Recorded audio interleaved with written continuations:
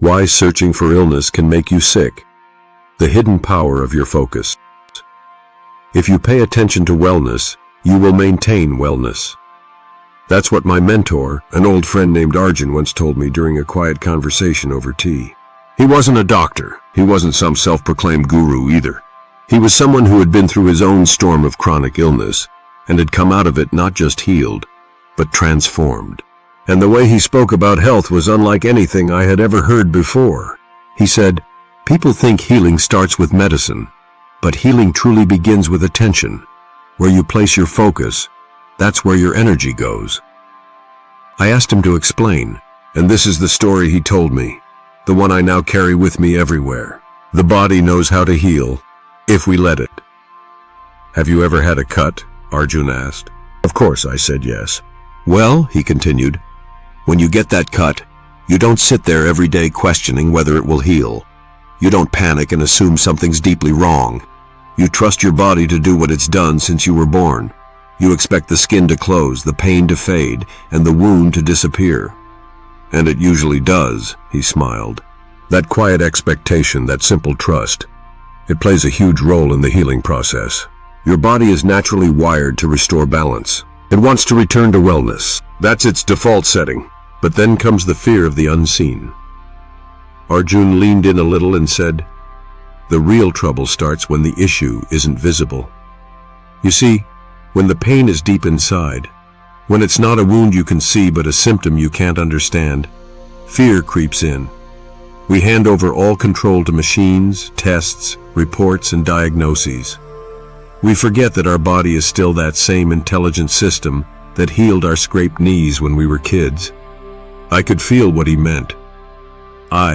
That quiet sense of panic when we wait for medical results, that sinking feeling when a doctor says, "We'll need to investigate further." It's not just uncertainty, it's helplessness. Fear slows healing, and sometimes creates illness. Arjun looked me in the eye and said something I'll never forget. When you feel powerless about your body, you begin to see yourself as broken. That fear doesn't just slow the healing. Sometimes it's the very thing that makes you sick. It stunned me, but it made sense. He went on to explain how many people feel vulnerable about the parts of their body they can't see. And that vulnerability becomes an open invitation for fear-based thoughts. It becomes fertile ground for anxiety, for suspicion, for self-doubt. And here's the kicker. The more we search for what's wrong, the more likely we are to find something. Not necessarily because something was always there, but because prolonged, focused thought can begin to shape physical reality. It's like when someone constantly believes they're not good enough. Eventually, they start acting in ways that prove that belief right. Not because it was true, but because they gave it enough power to become true. The law of attention. What you focus on, you multiply. Arjun called it the law of attention. Not a mystical rule, but a natural, observable principle. He said, "Most people go to doctors looking for what's wrong. And if you keep looking for wrong, you'll find it. Because your thoughts, over time, carve pathways into your reality.